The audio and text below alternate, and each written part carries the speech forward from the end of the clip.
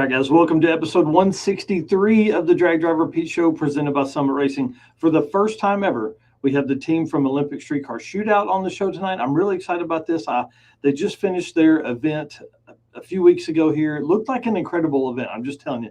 Pacific Northwest, we got to go, bro. We got to go. I'm telling you. Yes. I can't wait to hear all about this thing. And then we're also going to dive into some of the Street Machine Eliminator class racers that are coming to Hot Rod Drag Week. So I'm kind of excited about tonight. There's a lot of other stuff that's happening within the drag and drive community. We're going to go over a bunch of that as well.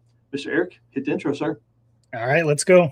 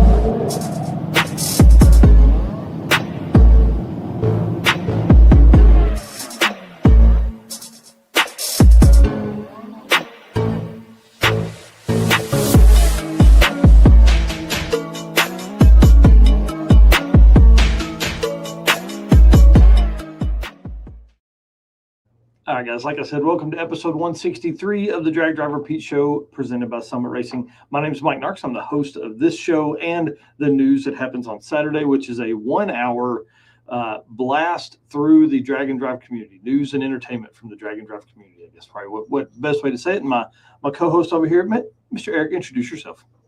I am Eric White, co-host of the show and the news, and your typical photographer. I finally got some photos out from Havlic's fastest streetcar shootout, and that first drop was great. There are some amazing shots in there. Some bangers in there for sure. I'm excited. We're going to talk about that a little bit tonight too. And dude, you know the best thing about taking photos at an event? Race car friends. Bro, like, how do we live without these guys, man? I'm telling you, guys and girls, we appreciate all you guys and all that you do. This week has been pretty wild. Lots of messages back and forth between me and a bunch of people talking about anything from they don't think they're going to make drag week to, hey, how do I get a ticket to the short circuit? I mean, like all kinds of really fun, crazy stuff going on. So guys, just want to say thank you so much for being our race car friends, and thank you for being here tonight. Appreciate you doing that and watching our show. And of course, our sponsors. We cannot do what we do without these guys. So if you're doing some shopping, we just ask, give these folks a chance.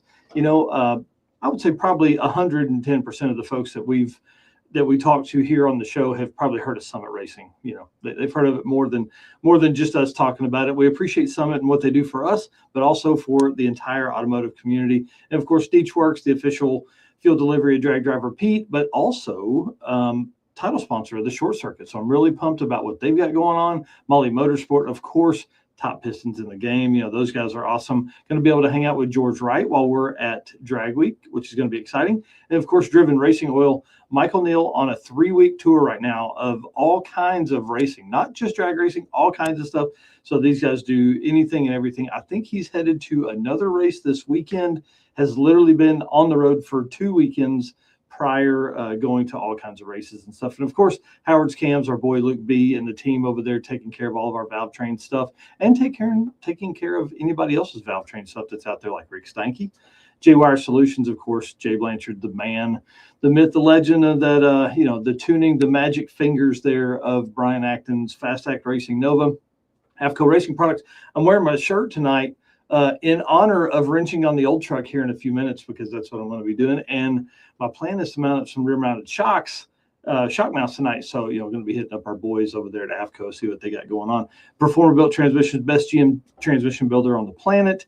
Car Change 3D, of course, Corey, the team over there, just total badasses. And Low Dollar Motorsports. You need your sensors handled. You need stuff. You need to know what your car's doing. Low Dollar Motorsports is the place to do that.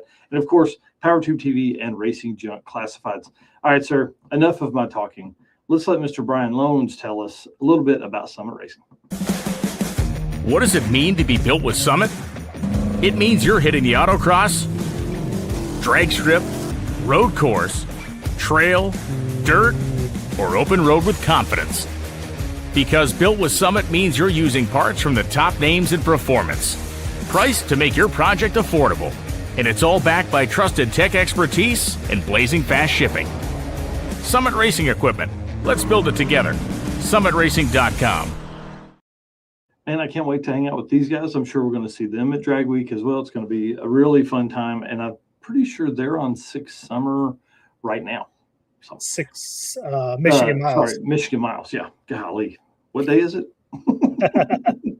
Speaking of Summit, let's talk about Summit Motorsports Park. Pretty incredible. And Summit Racing, of course, involved with them. But guys, we've had Bill Bader on before. That dude exudes passion for the drag racing community and all that kind of stuff. But I wanted to give a special shout out to Summit Racing for stepping up for the IHRA Sportsman Racers. They were supposed to have this big World Championship deal, World Finals. And these guys, obviously all the IHRA struggles, that's probably not going to happen for them under IHRA. So Bill Bader put together a group of 5 sponsors that said, hey, if IHRA does not do that, well, here's what he said. He announced that Summit Racing Equipment, Blueprint Engines, PJH, TrackBite, Fuel Factory, and a 5th partner to be named have committed to fully underwrite a $150,000 purse for Sportsman World Finals at Summit Motorsports Park on October 22nd through 24th.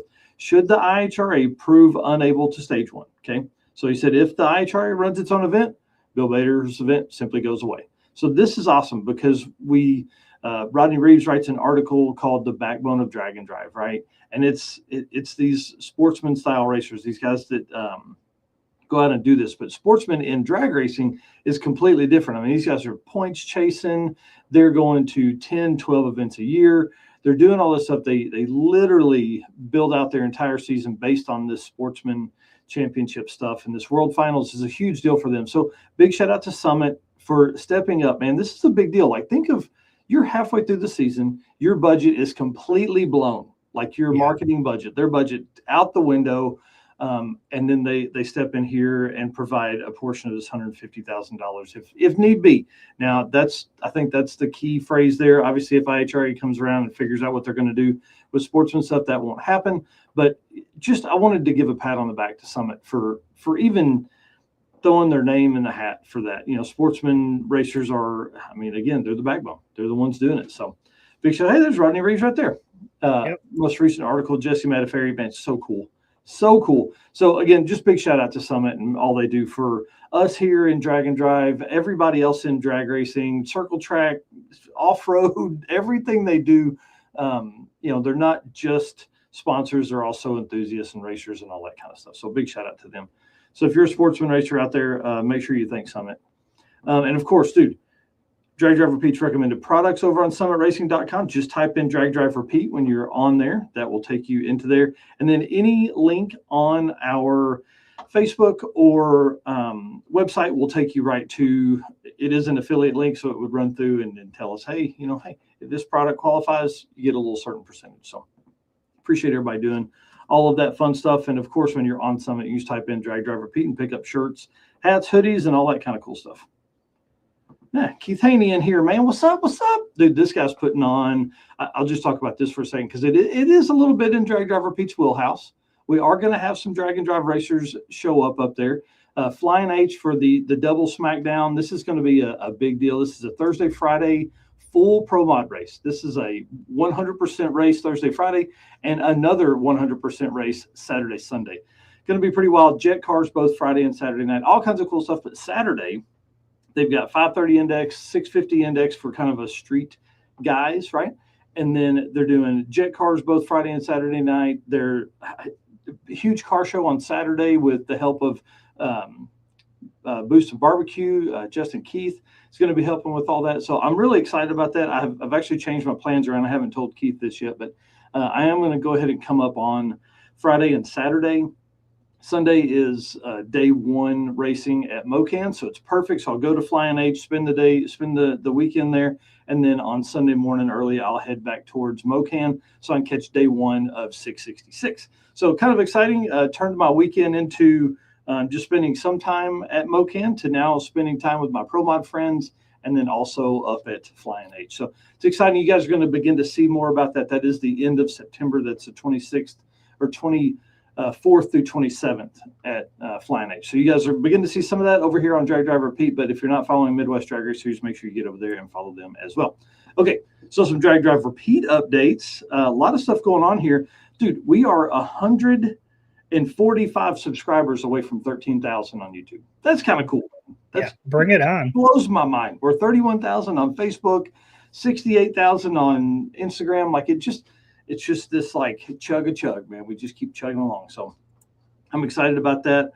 Part of that is because you're awesome and an amazing co-host, but you're leaving me this weekend. So you're going to leave me to my own devices this Saturday. So guys, I am looking for a guest co-host on Saturday morning. I'll be making a post on it later tonight. Just, I don't know. We've had a lot of guest co-hosts come in. Obviously, nobody can fill your shoes fully. You're just a hell of a dude. But you're doing fun stuff with your family, and, got to get you some time away from this thing sometimes. You know what I mean? Oh, for sure. We're in a weekend in Chicago. So wife and I are going to take off for the weekend and have a little weekend between Havlicks and Hot Rod Drag Week. So, you got to get that time in when you can. Yeah, it's going to be awesome. And of course, next weekend is coming up on the World of Drag Racing or whatever there at Byron. That's right down the street from you. So, hey, honey, I went to Chicago with you. Can I go over here to this? Other news, we took some advice from folks last week. They had said, hey, why don't you turn the completed events, turn them a different color on the thing, because we were talking about the events list. So I went ahead and did that over the last couple of days. And dude, it looks kind of cool. I'll just say it kind of gives it a look, you better start figuring shit out if you're going to an event, is basically what this tells me, because that still looks like a lot of events on there. But it does. Truly not. It's truly not. If you're thinking like, oh man, I'm going to go to an event in Colorado, you've got one. You got one more event for that, so I'm kind of excited about this. This will be a good thing. And as we see people using that on dragdriverepeat.com/events, this here just shows up all the time. So I think it'll be good. And as events end, it'll be much easier to go in and do that one at a time than it will be for all the stuff. So just want to let everybody know I had that updated. That's why it will be different. And then, of course, Havlicks photos. Tell us about these things, man. Yeah, so I started with day 0, which was just our Thursday. That was our photo shoot day. So I did all the photos up until the explosion so far. So I'll get the explosion photos, and then I'll get the cars leaving the track will be our next upload. But yeah, there was some killer shots in here. I was really happy with the way these turned out. Yeah, those ones of Alan Smith, bro. Dude, his post was cracking me up today. Yeah, the caption this. Oh man, It was pretty funny. Yeah, a lot of good stuff in there. A lot of great photos in this, man. It's incredible. You did a great job. We've got a bunch more to go. I'm gonna slowly work away at them. This is that time of year where I seem to fall behind every year. So, dude, I don't know how you keep up, man. We'll get through Havlicks. We'll jump back to Six Summer. And then we'll be right in the middle of Drag Week. So I'll probably be editing photos until PRI once again. That's the way it goes, dude. That's the way it goes. We appreciate your hard work for sure. And hopefully that work doesn't get in the way of this right here. Well, and that's the struggle, right? I've got photos to edit. I've got flyers to make, and I have an engine to build. So this weekend, I talked about it on Saturday. I had a second set of heads. So the heads that were on here originally were complete, nothing wrong with them. But with the Howard's cam came the springs, so needed to put those on. So I ended up getting the heads that I had, and I went and picked up just a stock set of 317 valves from a guy. Super cool guy. Talked about him on Saturday, but dropped those in. We've got the springs in, which you can see on the photo on the left. And we were waiting on some either head studs or hardware to bolt the heads down, but I couldn't resist starting to throw the rest of it together just to see what it looked like. So got the Holly High Ram out of the box that I ordered from Summit Racing, got that set up there, got the new exhaust manifolds mounted on, and that's exciting. It looks really good. I don't know if it's going to clear the hood. Who Hadn't cares? really got that far away, but we'll make it work.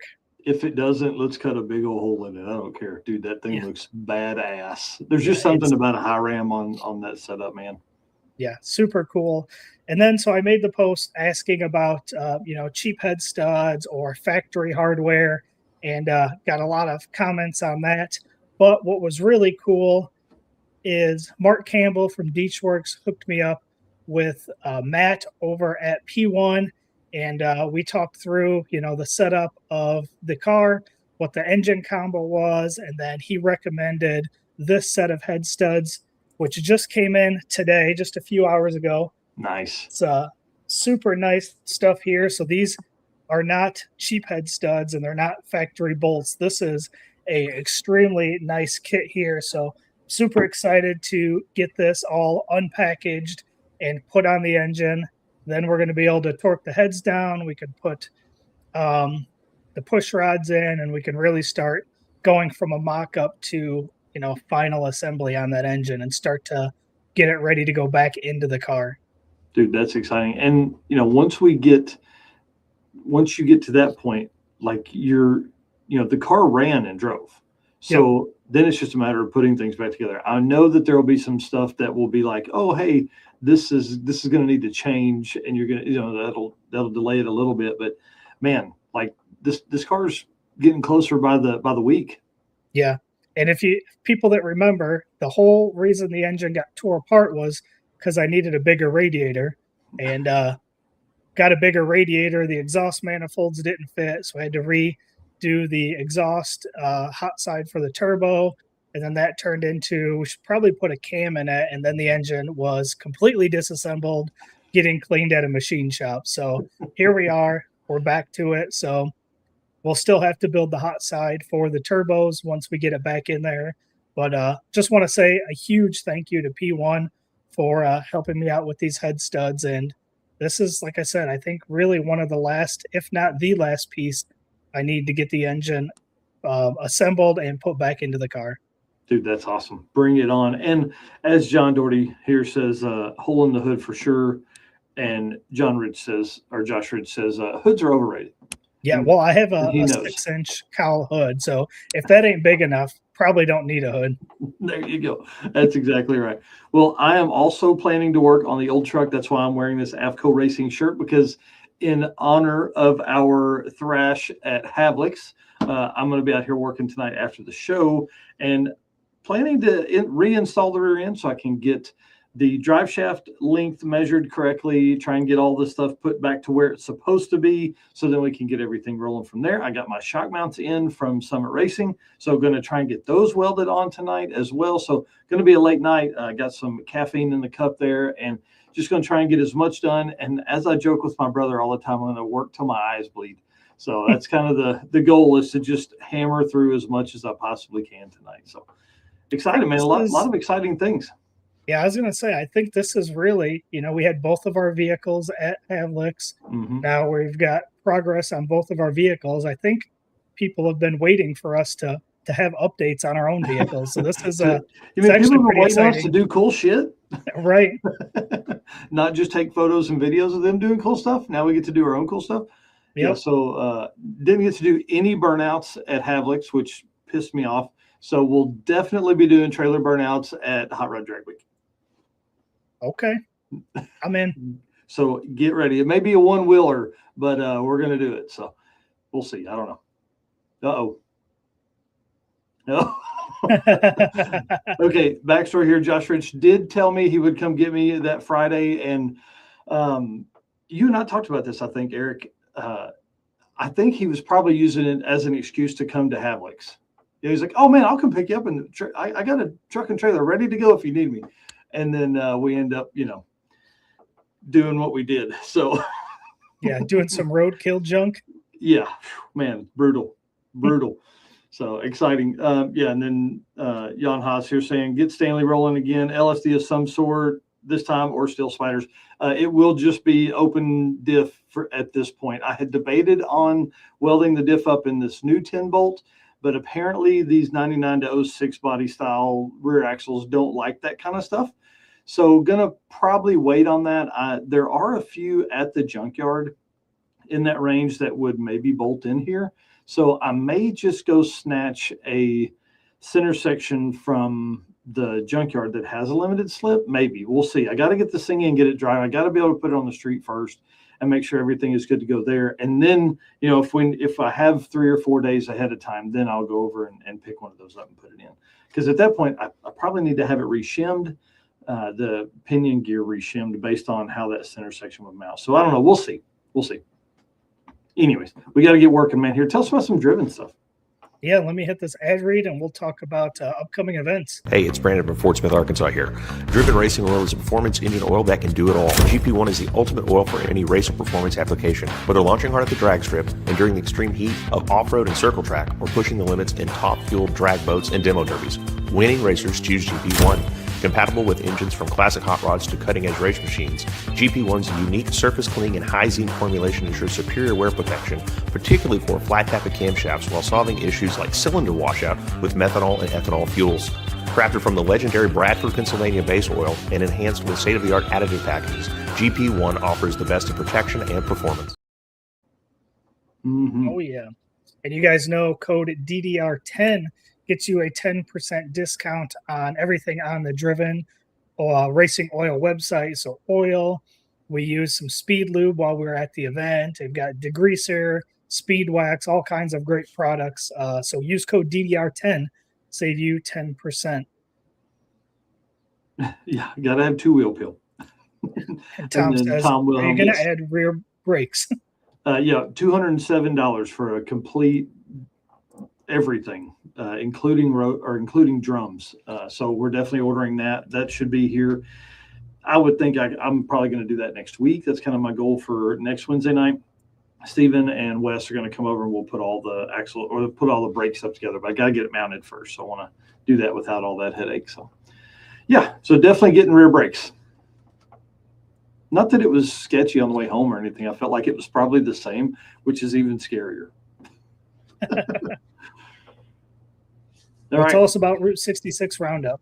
So, of course, coming up October 17th, I'm really excited about this event. We're starting at the legendary Tulsa Midnight Drags, which is going to be awesome. And then we're going to do breakfast, and then we're doing part of Import Face-Off the next day. We're going to run the rest of our times in our second round in Import Face-Off. So that should be kind of fun to do. And just wanted to feature our title sponsor for the Street and Strip series, Mr. Robert Young, went out and bought this car because he's like, I got to have a real drag and drive car, got to have a fast car to do this kind of stuff with. You guys gave me the bug when we came for the first 2 single day events. He is completely he's ate up with drag and drive. He's getting cars changed over, putting bigger radiators and stuff, but bought this car.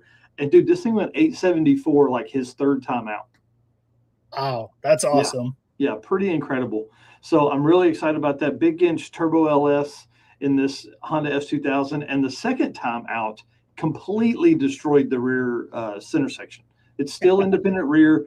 Dude, like tore the pinion away from the ring gear. Like just completely pulled it apart. So I'm kind of excited about him being there. And then to answer Tom's thanks is get a good welder for the mounts. Yeah, I'll definitely be welding the spots that he didn't get. I'll be welding those on with my own. I've got a Eastwood MIG here at the house, so I'll go ahead and get those knocked out while I'm in there putting on the shock mounts from Summit. And then I wanted to give a shout out to Adam Dory, Rye Klemp, and Brian Wagner, who are all friends of Drag and Drive. Obviously, Adam, one of the biggest friends and proponents for Drag and Drive. Rye Klemp, been on here several times. Love that dude. They're all going to be at Mustang Week this week, put on by Power Auto Media. This thing should be pretty crazy. I don't know. I've never been to a Mustang Week. I keep trying to talk those guys into getting the Power Auto Media team. Let us do a drag and drive during something like this. So we're working on, I'm always dropping hints about that. And I was messaging back and forth with Adam today and telling him, hey, while you got the powers to be out there, let them know. So for sure. So that'd be kind of fun. Tell us about what else going on across the community. Well, we are on day 2 of Sick Michigan Mile, so we have 3 days remaining of this event. We're going to cover the standings here a little bit later as of today. Next up, we've got Dragway Rush, which is the 19th through the 22nd. Started today, so exciting there. And then we end the month with Cruise and Lose, 2 days away, starting on the 21st. That is the end of our events for August. Man, that's crazy. And Dragway Rush did I think it's pre-registration today or something like that, and they did it most of the day, which is kind of cool. And then they will take people in the morning. So if you're on the fence, get in your car now and go run it. No, Ranger 50 TT or 50 TT says Michigan Miles has been a blast. And dude, Kanan Hall, did you see the burnout he did? No, I haven't seen that. Paul Bartholomew? Bigelow, yeah. Dude, he's right. He's co-piloting with him. Son, they laid it down, dude. Nice. Big time burnout today. So go look up Kanan Hall. That was badass. That's awesome. Yeah. And for September, the events we got left is Hot Rod Drag Week, which is the 13th through 18th, which is the next event that I will be at. Then we have, that is in 26 days. Come on. Redwood Rally, the 21st through 26th. That is 33 days away. And Sick 66. That one always catches me. The 27th through October 3rd, only 39 days away. And I will be at one of the days, one of the tracks, maybe the 2 days, because they hit the track, then they do a drive day, and then they come back to the track. So I hit those, and you're going to hit the 2 tracks at the beginning of the week. Yeah, so it should be pretty fun. I intend to be at MoCan, like I said earlier, on Sunday after spending the weekend at Flying H with Midwest Drag Race Series. Jan Haas going to be headed out to Cruise and Loose, is really trying to not be a loser this year. Nice. Yeah.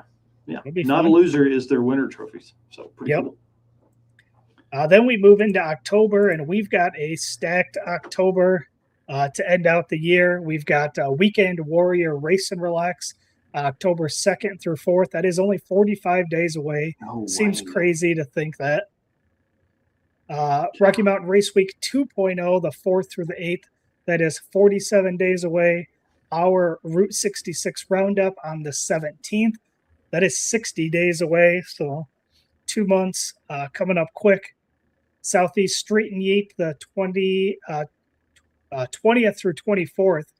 63 days away. Wild West Dragon Dash, again, the only event in Texas, the 21st through 24th, 64 days away. And then ending the month, Street Machine Drag Challenge, the 27th through 31st, 70 days away. How many days did you say until race week?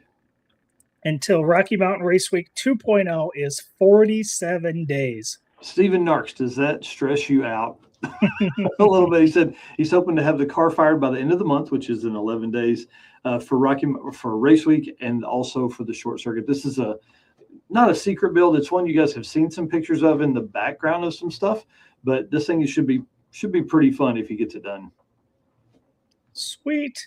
Yeah. And then our last events for the season, which is sad to think about already. Short Circuit 2026, November 6th and 7th, and a Road Trip Drag Challenge number 3, November 6th through 8th. Those are both only 81 days away. Golly, that's so crazy. Man, I can't wait. We need to do some kind of back and forth. We need some trash talk between them. Maybe 650 class would be pretty good. And then, of course, Buckeye Skips here. We are building out the 2027 schedule. I haven't begun posting on it yet, but we will very soon, probably the end of this month as we get into September.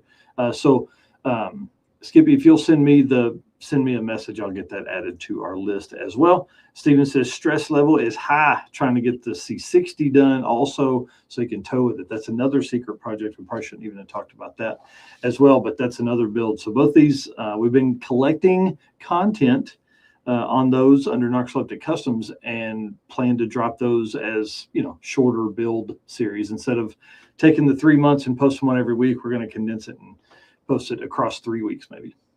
That'll be cool. Yeah, it'll be kind of fun. Well, that puts us at somewhere around 49 events for this season. Again, you can find all of those events at dragdriverepeat.com/events.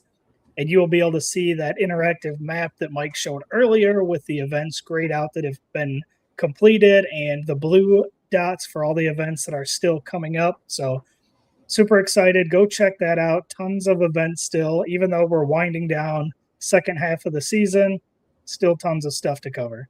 Mm-hmm. Yeah, bring it on, man. I can't wait. All right. Well, again, you guys can use code DDR10 to get 10% discount on the Driven Racing Oil website. So make sure you write that down or put it somewhere so next time you're shopping there, you can use that discount code and save a little bit of money.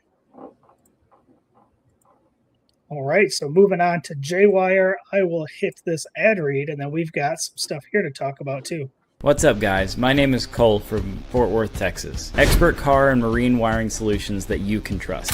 J-Wire Solutions can wire and plumb your hot rod, your race car, hell, even your drag and drive car. Plus, they offer products to make your driving experience way better, like their blinker module that is just a must for all drag and drive cars. This module will allow your rear turn signals to continue to function while the brake pedal is applied, just like stock. Find all the details at jwiresolutions.com. Oh, for sure. And Jay has been working on something himself here. He made a post and said, something we've been working on for a while, a standalone controller to run 2017 to 2022 Ford OEM power running boards on virtually anything. Mm-hmm. No CAN bus or factory Ford module needed. Said getting the latest version into real world testing now. What would you put a set on? Oh, dude. Jason Hurley's tow rig. Oh, yes. That'd be perfect. Yeah.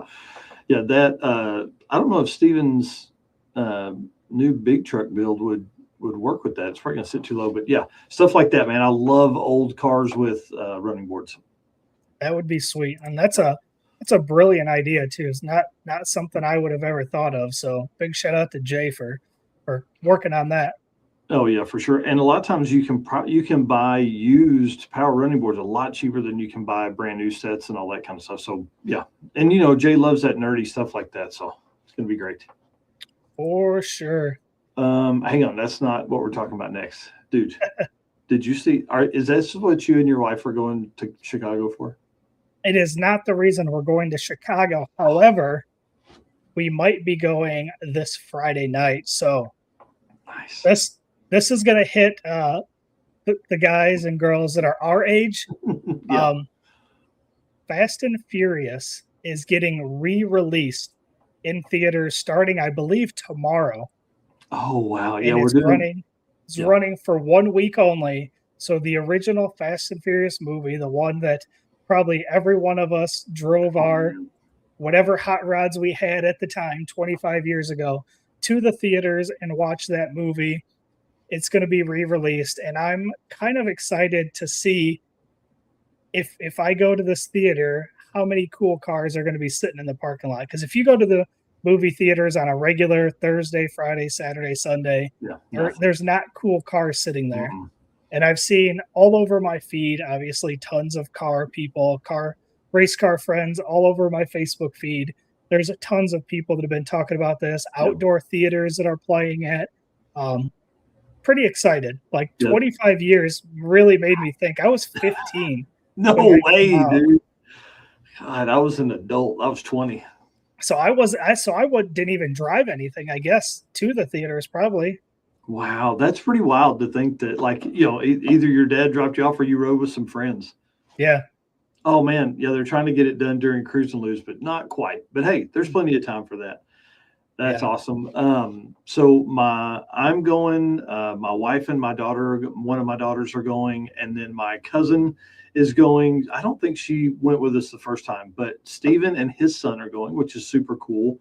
And then so when it came out, I'm almost certain that me, Steven, and Christopher, our other male cousin, I think we all three took the old truck to the thing. So, man, it really is difficult for me not to put this thing back together in the way that we drove it home and take it up there. But I just don't want to do that. I want it to be right when it goes back together because we got more important things to do to take it to this.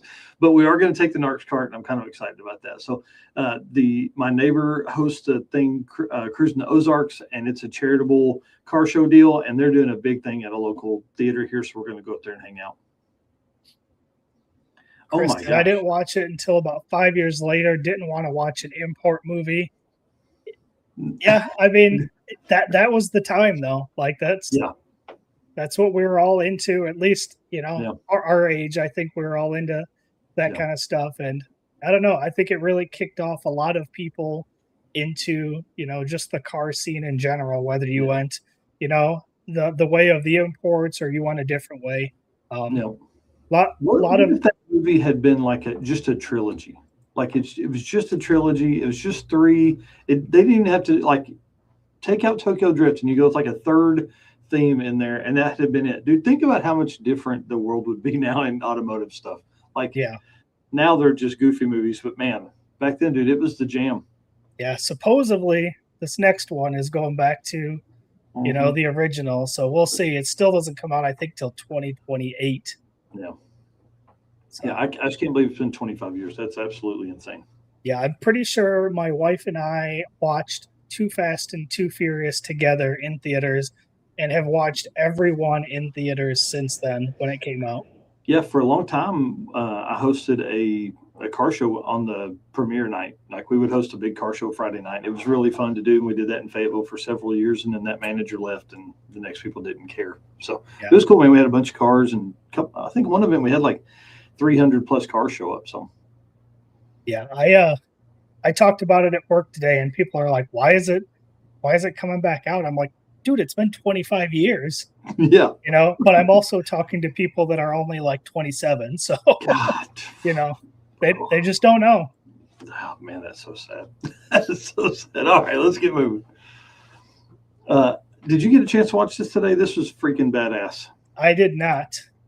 Ned Dunphy may get ambassador award this year for this because he's been a lot of different places, has done several interviews. This one here was probably my favorite. He really did a great job mixing the pro mod racing side of stuff and drag and drive side of stuff. And man, these guys, by the end of the conversation, they were like, we got to do a drag and drive. We got to do a drag and drive. So I was dropping Wild West Drag and Dash because it's right down the street from West there in Texas. And so this one was pretty good. So big shout out to Ned Dunphy, great ambassador to the sport and a dude that just won PDRA Pro Boost, big deal, and is now on the West Buck Show because of that. But then also, one of the guys for the top contenders for Drag Week again, current record holder, all that stuff.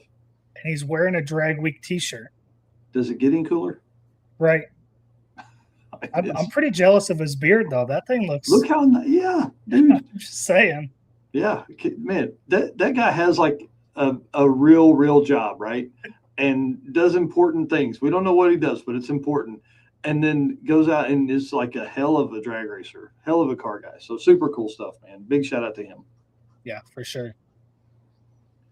All right, sir, tell us about some Michigan Mile stuff. All right. So just to catch everybody up on the first couple days, Sick the Mag, these are updates that they had posted on Facebook. So it says day one at Mid-Michigan Motorplex saw a first-time leader as Connor Liamstole clocked a new record for Sick 8th mile events with a 4.783 at 165 in his father Rob's Chevy Nova. Super cool. Said it's a close race in the top four with Connor just ahead of Chuck Marlett with a 4.841, Aiden Bailey with a 5.026, and John Moore with a 5.077. So that was day one. Today was day two, and Chuck Marlett stunned the field with a 4.869 to be the early leader today. That's going to be a tough time to beat.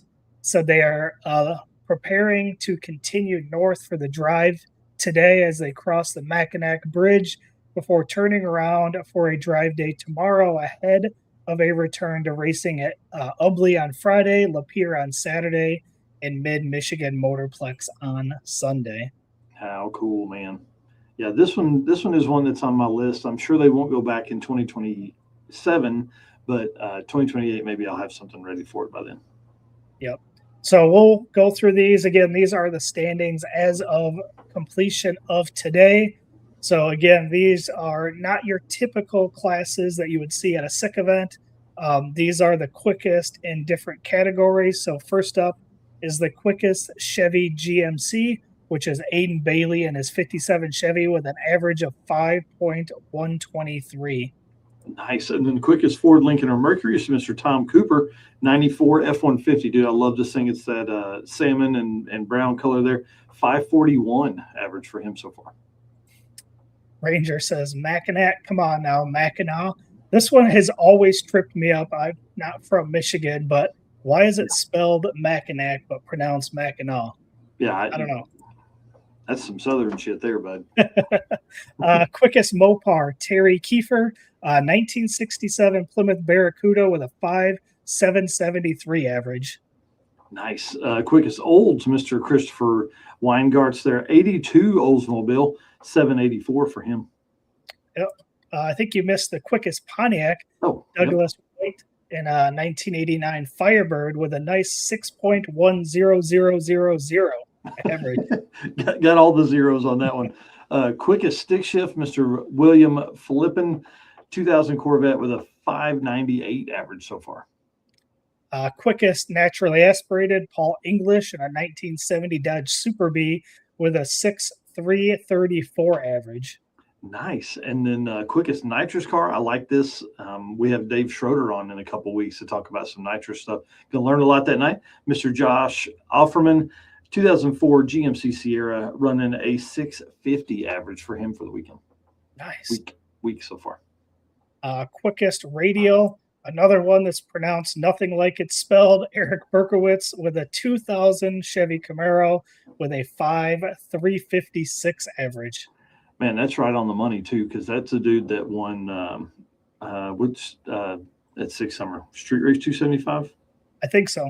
Yeah, that car's deadly competitive. Quickest gasser here, Mr. Jay Grabiak in the 55 Chevy. Love that car. 628 average for him so far. Quickest hot rod, Zachary Blousey, 1923 Ford Model T, 5.972 average. Yeah, and I saw he posted today that he needed a welder, ended up finding one that had to re-weld on a motor mount. Pretty awesome. And then quickest big block, Mr. Charles Marlatt, 85 Camaro, 485 average for him so far. Yeah, he is laying it down. Mm-hmm. Derek here saying, been a great couple days so far on Michigan Miles. Thanks for the coverage. And Caden, who we talked about earlier, said phone's about to die, but we've been chugging along. We are in fastest small block third place. Nice. So pretty cool there. All right. Wait. He spelled it different. Said currently at the hotel on the beach across from Mackinac Island Bridge. If it was spelled like that in the post, we'd have done it. Eric Beercatvit. Yeah, you were close. That was close. Appreciate that. Quickest small block is Kevin Parton, 67 Chevy Nova with a 5.431 average. Nice. And then quickest diesel, Mr. Dustin West in an 01 Chevy 2500, 668 so far for him. Nice. Quickest four-cylinder, Adam Helmer in a 2022 DF Goblin, which I think is pretty cool, 8.253 average. Yeah, that thing's so cool, man. I love it. He's done Street Need in the past. I think is awesome. Quickest six-cylinder, Mr. Steve McNair in a Cadillac ATSV, not CTSV, ATSV with a 731 average for him so far. And then quickest NHRA Junior Street in the DYO, Connor Aspergren in a 1965 Chevy Impala wagon, 9.419 average. Come on. Way to go, dude. That's awesome. Quickest motorcycle V-twin, Mr. Sean Clark, 2015 Harley Street Glide, 702 for him. And the quickest motorcycle 1,000 and above cc, Jim Clark, in a 2014 Harley Street Glide with a 704 average. Sounds like those two dudes need to duke it out. Right. So pretty awesome. That is your current standings as of day 2. So still 3 more days. And again, once the event is finished, we will have all the final results. Probably not this weekend. Probably our show next Wednesday. Yeah, we'll update these same stats on Saturday morning with whoever the guest co-host is I have that day. So, dude, look at these shots from Sigma Mag. That one was awesome. Yeah, the rain, streetcars and rain, dude, epic, legendary shots. Yeah, that's a great shot. And then one of the route stops, it's Steve Morris Engines.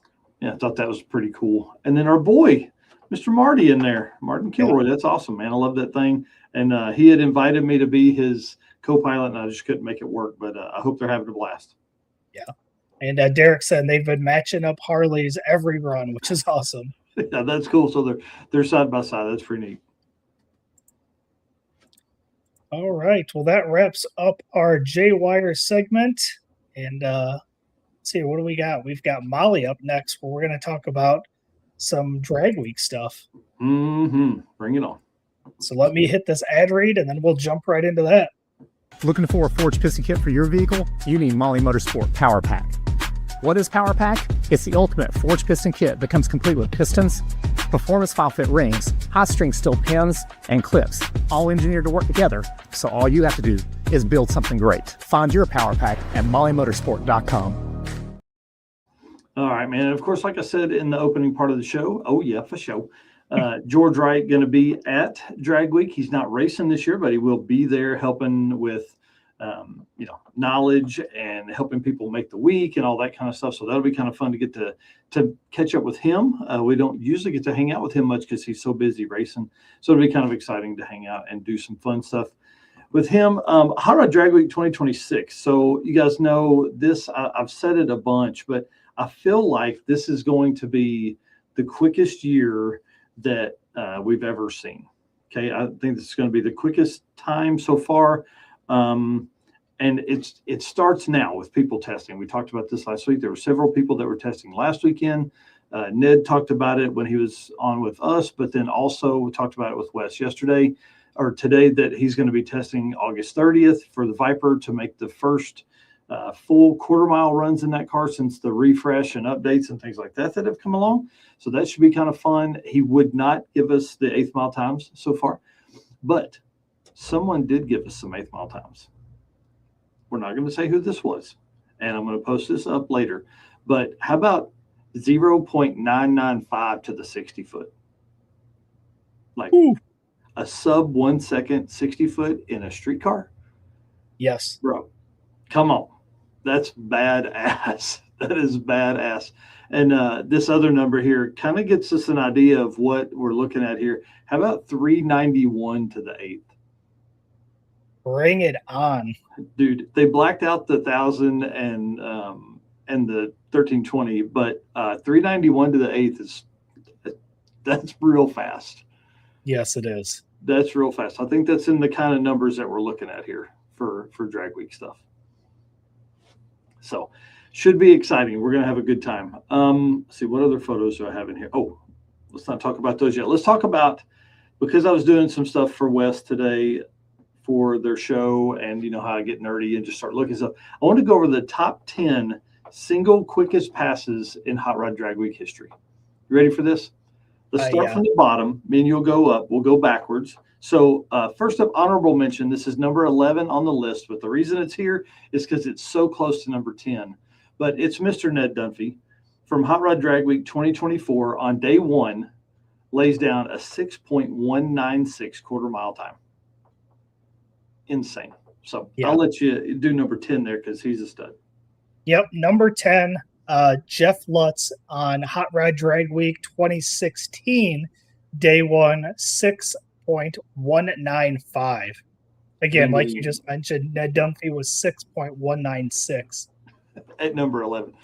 Number 9, Mr. Tom Bailey, Hot Rod Drag Week 2022, day 3. This is kind of interesting because there's only one other, or I guess there's 2 other day 3s in here. But Hot Rod Drag Week 2022, Mr. Tom Bailey, 618 for him. Wow.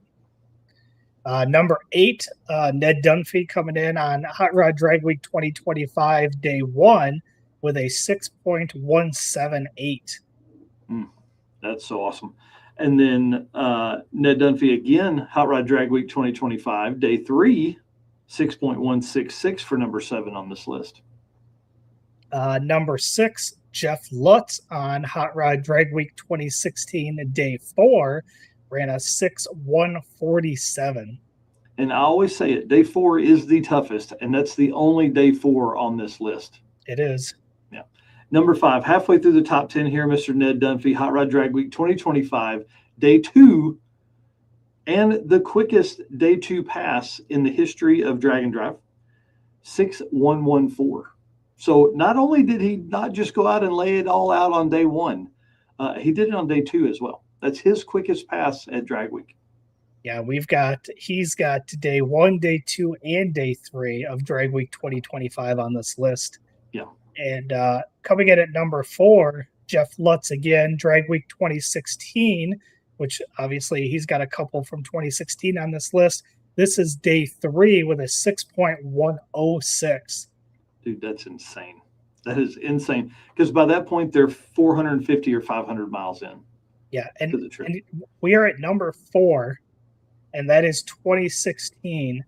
Number 4 out of the top 10 single fastest passes in history 10 years ago.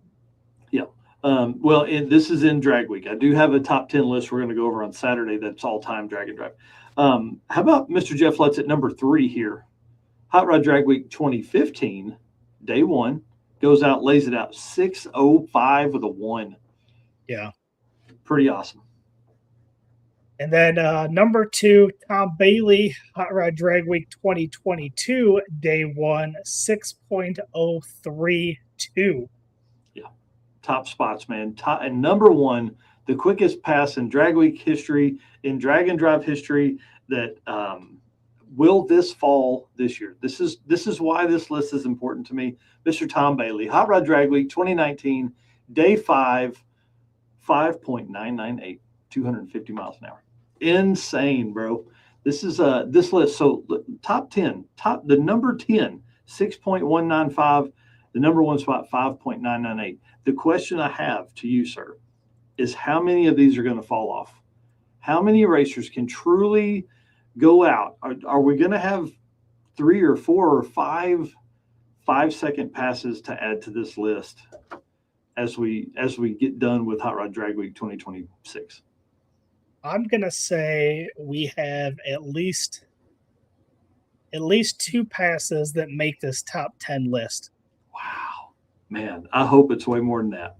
You know what I mean? Like, think about that. But like, 6.195. Dude, that's why this conversation is so important, and it's so hard because, like, when you look at how hard this is, like, this is across years. This is 20 years of history here, and the top 10 is 6.195. Like, that's craziness, man. Crazy. Right. And Tom here makes a good point. The Drag Week drives from Cordova to St. Louis, and then from St. Louis to Chicago, which is going to definitely test the street strength of these cars. 2 long drives. Yeah, I think it's going to be pretty interesting. Cordova to St. Louis is going to be tough. That's going to be a lot of 2-lane type stuff. But, man, are they going to route us from St. Louis to Chicago along the interstate? You know, a divided highway at least. Like, is that going to make it easier? Because that's got to be pretty far. Hold on, let's look that up while we're. I want to say it's got to be 4 hours from St. Louis to Joliet. Oh, at least to Route 66 Dragway, Raceway. Yeah, 252 miles by the interstate. Yeah. And surely they won't take us along that when you have the opportunity to run, you know, a lot of Route 66 there. If you go the slower route, it's 280 miles. Like, if you go over 70 to Effingham, dude, if they take us on 70 to Effingham, RIP, ain't nobody making that. If it bit my steel wheel like that, I can't imagine what it's going to do to some front runners. Yeah, for sure. Yeah. 55 is the only divided highway. Yeah, but will they take that? You know, I haven't. I don't know. Maybe they have released the routes. I don't know. Should be pretty interesting, though. I'm really kind of excited about that. That shows 252 miles just by the highway, by the quickest way. So, should be pretty interesting. The roads through there are going to be relatively tough, I think. But one thing that is not as tough, backbone of drag and drive stuff here. This is 10 seconds and slower Street Machine Eliminator. As I made in my post the other day, this is a class that I'm going to follow pretty heavily here. Andreen Motorsports says, just set the cruise at 65 and go. Some folks can do that. Several of these cars in Street Machine Eliminator can do that. I know there are some cars that are, not built to go that kind of speed and stuff like that. And so I made a post the other day about who's coming to Street Machine Eliminator, what you're bringing, all that kind of fun stuff. I love this class. This class, in historically speaking, as you get to those 850 index classes, people are really trying to get as close as they can to 850, right? When you look at this class, the goal is to get to that top 32. So you can run like a 1020 and be easy on your car. You just need to make that top 32 class. They do have a winner overall for the quickest average, which is currently like a 10.030 for Mr. Mike Reimars. But typically that's not something that is really beat on, right? People aren't trying to go a perfect 10.000. I think there's really only ever been one perfect pass in Street Machine Eliminator history. So this class is interesting to me because it's the only class that races in drag week. So if you get he says Route 66 runs along I-55 from Springfield to the north. So that's cool. So we should be able to do a lot of that and have a lot of fun, bounce off of 55 onto 66 quite a bit. So, all right. So back to Street Machine Eliminator. This class, I think, is going to be a lot of fun this year. Last year's bump spot was 10:51, which is the quickest it had ever been. It had never been that fast for the top 32. So I think that's going to be kind of fun to watch as we go along here. Mike Turner, our 2023 champion, he said, I'm going to throw some more nitrous at it and see if we can get in with some 1050 runs, see if we can back into the shootout after missing last year and win again like I did in 2023.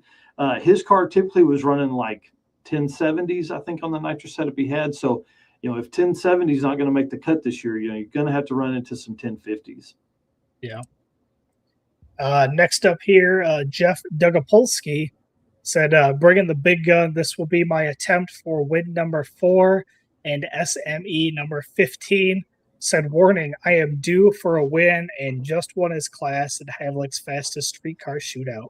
Yeah, I can't wait for that one. Mr. David Lips, our buddy, Mr. Dustin Carlington, is returning. Last year's number 1 qualifier with a 10.0508. He said, you're defending number 1 qualifier, 6th all-time quickest average, and first-round loser 2 years in a row to a Mustang both years. Dang it. We'll be back in the purple turd with a pinch more pulley to see if we can knock down our 10.0508 average. Wow. Yeah, bring it on. Todd Taylor is going to be there in the Gen X Camaro. Which makes me wonder if Nick Taylor is going to come as his co-pilot. Didn't think about that. I know Nick's been super busy with all the other stuff, but is a heck of a drag and drive racer, and then to be able to get in the top 32 would be kind of fun for those guys. And then David Studley says, I'll be back for a 3rd year in my Maliboost. We were number 4 qualifier in 2025 with a 10.13 average and lost in a semifinal by, are you ready for this, 0.014, earning a 3rd place finish. Dang. Michael Cavallero will be there, usually a top qualifier. Thing is now a stick shift, though, so anything can happen. We'll also be driving the car and trailers 763 miles to the start. Come on, dude. That's awesome. That's awesome.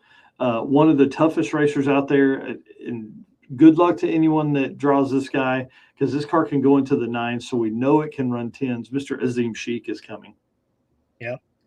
Dave Dissender, I hope to defend my 2025 title. It's a great class, a lot of fun for sure. And then Ryan B says, was stuck at 1150 in 2022 because of no cage, but she's finally ready to come back and be competitive in SME. I can't wait. And then the final one, can't forget about these two dudes. Steve and Pete Holm will be competing in their 19th drag week. Bro, that is insane. Which I love this story. I started talking about this in 2022. These guys think I'm so weird because I'm always talking to them, but it's really cool. 19 drag weeks in the same car, same driver and co-pilot. Super cool, man. I love that story. I can't imagine being that badass. Like, they did 17 drag and drives and finished every single one of them. Yeah. Right. Then they did 6 summer, broke at 6 summer, couldn't do drag week for 1 year. And then now they're, man. So they were back last year, but that was their 18th and then 19th drag week, dude. This is pretty cool. Yeah. In the center of the photo you got on the screen too. Yeah, I mean, dude, listen, anytime I can pick a photo, it's going to have Steve Eden or Pete Holm on it. That's those are my dudes, man. Like, that car's run everything from low 10s to high 12s to just anything. 1 year he put what he called his high school motor, which was literally the motor that was in that car in high school, like with a few upgrades as he got older. But that car ran like 12 somethings. You know what I mean? Like, that's just cool to me, dude. Oh, for sure. Yeah, super neat. So I can't wait. Street Machine Eliminator is a class I'm following. Obviously, Street Race Power, Street Race Small Block Power Adder is another class we'll be following along with the 850 stuff. One that has me interested this year is Street Race Big Block Power Adder. I think we're going to see some folks that have some big cubic inch small block stuff sneak over into that and take this 850 stuff to the next one. Oh, wow. Andrew Motorsports says, we don't expect to be competitive in Pro Street at Drag Week, but it's drag and drive. Anything can happen. Man, those guys have been all over the place. They did Big Sky Race Week. Now they're doing Drag Week. This ought to be awesome. They did the circuit.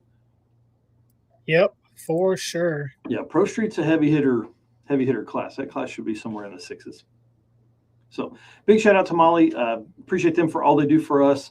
And of course, you're running Molly Pistons in the Mustang, so can't wait to kind of lean on those and see what we've got going on there. Learning opportunities there abound for sure. 100%. All right. Well, appreciate all of our race car friends for tuning in so far, halfway through the show.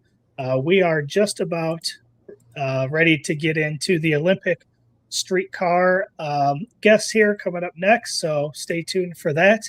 And again, just appreciate all of our race car friends, everyone that's a Race Car Friends member, all of our race car friends who comment on our posts. Again, you guys drive us, and if you guys weren't our race car friends, I wouldn't have anything to take pictures of. Yeah, right. And of course, can't do this without all of our sponsors. Again, traveling to Havlicks, traveling to Drag Week, all the events that we attend.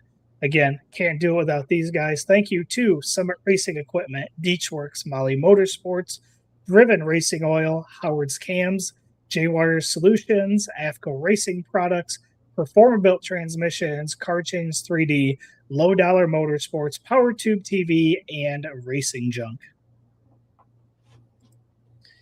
And then we have a Beachworks ad, and then I think we'll be ready to bring in our guests. From street miles to track passes, your fuel system has one job: perform when it matters most. At Beachworks, we engineer high-performance fuel systems built for the demands of drag and drives. From injectors and fuel pumps to filters and regulators, every component is engineered to be reliable and consistent under real-world conditions. Whether you're chasing a personal best or driving hundreds of miles between tracks, Beachworks delivers the fuel system your build requires. Mm-hmm. And of course, code DDR10, 10% discount on all of your stuff at beachworks.com. I'm excited about this conversation. The Olympic Street Car Shootout deal has me intrigued for sure. It's one of the only events in the Pacific Northwest. It's one of the only events on the West Coast. You got BC Drag It Challenge, you got Redwood Rally, and you got Olympic Street Car Shootout. So I appreciate promoters taking this on. This is a big undertaking. I don't think people understand the level of stress that goes into putting on a drag and drive, especially in an area that it's not typically known for. Like, we're lucky here in the Midwest, you up in Byron, me here in, called Tulsa, Oklahoma, my race car home. People do drag and drives here. We get several a year. We had 5 visit Tulsa Raceway Park last year. I mean, it's very easy. We've done 4 there this year. You know, there's a lot of opportunity for promotion here. Olympic Street Car Shootout, they're the only ones that visit this track. They're the only ones in the Pacific Northwest. They're the only ones, you know, like we can make this list. But I want to bring these guys on and let them kind of tell their story here. So again, I'm excited. I appreciate them coming on. This is the first time they've been on the episode, and we got Lane and Jeremy on. Let's make you guys big here. Present you guys, and then just introduce yourself, and then tell us what's going on. Well, first off, can you hear us all right? Yep. Okay. Jeremy and I'm Lane. It's Jeremy. We're the promoters of the Olympic Street Car Shootout. We just wrapped up year 3. So it's been 3 successful years so far. Yeah. You guys have done really well, man. I'm excited to see this come up on the calendar every year. And you got to tell us, so how did this thing come up? Well, we were just sitting around talking about, with our Malibus. He's building my motor for me. And I'm like, what are we going to do with these things? So we're talking about going to do the Redwood, or would love to go do like a sick week someday. And we're like, why don't we just start one? So we just started meeting up, having dinners during the week, and started writing down things on a notepad. And here we are 3 years later now. Yeah, did a test drive out to see what we would want to do, and kind of thought, if we could get like 6 cars to do it with us, that'd be great. And opened registration for the first year, and we had quite a few sign up, and a lot of interest. So we moved forward with it, and a couple small changes over time, but for the most part, we follow the year 1 outline, and it's all been smooth sailing. And we just moved it farther into the year to get a little better weather out here in the Northwest, because we run into that rain part out here quite often. Yeah, we've had rain every season except this one. So we moved it from the end of May, early June to early August, and we agreed with 70s and 80s in the temperatures. So it was nice this year. Bro, that's awesome. Wow. So when you start looking at this, your format is set up how? Like you guys have you work on a single track, and then you have a drive day in between, right? So Friday you have a drive day, Saturday, and then again on Sunday, right? Correct. Yeah. Correct. So we get about 5 to 6 runs on Friday at Bremerton Raceway, and then you turn in your 2 best time slips, and then you got some lights going on. Motion. So you turn in your 2 best time slips, you're happy there. Whether you're in the index class, you're going to be one as close to your index as you can. If you're in one of the heads up ones, you turn in your best time slips there. And then on Saturday morning, we go to our first checkpoint and start the day from there. So, and then you come back Sunday and do it again. We get about 5 runs on Sunday and turn in 2 time slips. Yeah. So then we take, averages from there. This year was also, we incorporated kind of a quick 8. So Friday night, after we had the averages all figured out, we kind of put out a top 10, with 2 alternates in case, 2 of the top 8, I guess, weren't able to complete the drive. And to kind of add a little bit more of a excitement factor, but like, true drag and drive fashion, you got to race and drive same day. So, we did the drive, came back and did a quick 8 shootout that Jeremy actually won. So. That's badass. And now, was that on Saturday night or was that on Sunday? Saturday night after the drive, about an hour and a half after the 180 miles, mid 80s, we got back and changed it over and went out there and raced. Yep. Dude, I like that a bunch. That's a really cool way to do it, because it gives people a reason to come back to the track Saturday night. But then it also, the whole time you're driving, you're thinking, man, did I turn this up enough? Yeah, exactly. When everybody got back, we greeted all of our racers. We had free pizza, and then one of our first pit stops, he brought a whole cooler full of beer and gave out his personal blend beer, and everybody had a good time out watching the shootout. Yep. Dude, that's awesome. Well, let's run through some of these class winners. This is always a fun thing to do with the promoters, because what we'd love to do is have you guys kind of go through it. We'll say the names of the winners, and if the class was tied or whatever, we'll go 1, 2, 3. But like, kind of give us some rundown of these guys here. Eric, I'll let you start. All right. So first class limited street was won by Jaron Mitchum, 5.904 average. And then second place was Matt Houston with a 6.496 average. And third place, Javier Hernandez with a 6.578 average. Yeah, limited street's always fun. In the past, it's kind of been our fast class, but we felt the need to, like those three that you just named off, they've been participants in limited street, but they don't exactly have cars to that make 1,500 horsepower, let's say. So we added some power adder restrictions, tire limitations, which that's always been there, but like real deal, something that you could pass driving to work on a sunny Friday is kind of what we wanted limited street to be. And I think it worked out great. Obviously, Jared, had a bit of advantage. Looks like 5/10 over second place, but second and third was really close. And Marissa, I think they ended up leaving a little bit early when Donovan had a couple issues on Sunday. But. Gotcha. So limited street, you said that used to be your quickest class, or your 80 mil turbo on that class now. Oh, yeah. Interesting. Why 80? Well, I guess at 88 you can make a whole bunch of power. Yeah. Oh, yeah. Yeah. It's it. We tried. Obviously, rules need to be fluid to kind of adapt. But we felt like we got pretty close. For the half a second, it's really not too bad.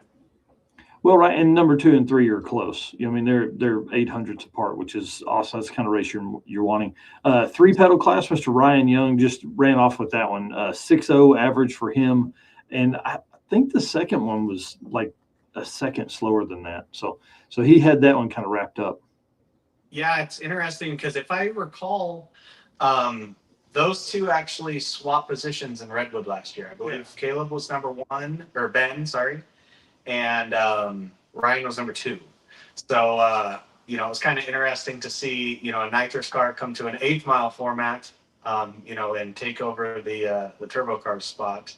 At Bremerton, we're racing on an old airport. It's really, it's not Vegas, it's not Indy, it's not anything special. So it is a little bit more of a tuner's game, but that's why we add more runs to it also to kind of let everybody get dialed in.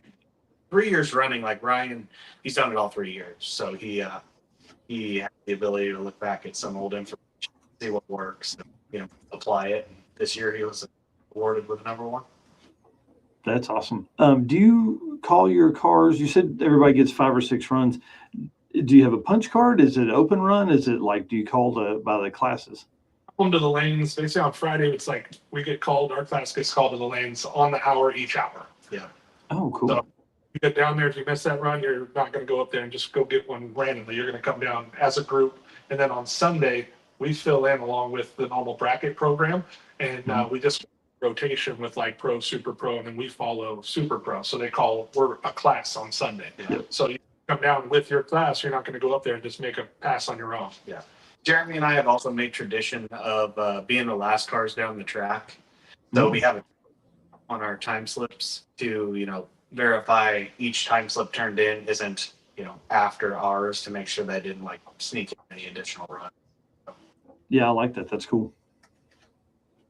All right. We'll go to the next class, Extreme Street. Looks like this one was probably the quickest class and a pretty tight class here. Lane, looks like you took that one with a 5.262 average. But second place was Jeremy Sears with a 5.278 average. Third place was Mike Grady with a 5.324 average. And then fourth was Brant Coulter with a 5.365 average. So all pretty tight there. Yeah. It definitely was a Friday was a little bit of a tuner's game. They hadn't raced on the track in like a month. And it was mid 80s out. So. It was, yeah. So it was hot, a little bit slimy. As the day went on, track got better. A lot of people were struggling though. I think the fastest pass the first session was 571. I think it was you. Yeah, I think I went 573. Yeah. And so like it was fast, right off the trailer. And then like Mike last year when it was in May, the track's a lot better and cooler. I mean, he knocked out a 512 in our deal, and no one even went 520 this year. Yeah. Just because it's the weather played a role, track temp played a role. yeah, I think 526 was the fastest run on Friday. Yeah. It was definitely. You guys are talking about 80s being hot, bro. I'm sure the Michigan Miles racers would take 80s right now. Hot for us. That's hot. Well, it doesn't help also, like I mentioned, we're racing on an old They airplane. don't got the equipment. We do have a tractor that happened to break on Friday too. So we're using a skid with rubber wrapped around the bucket, and we're dragging it across the starting line. It was an improvise and it worked. But cars going 520s with that, I think it's a testament to the track. They did a good job of putting forth a good effort.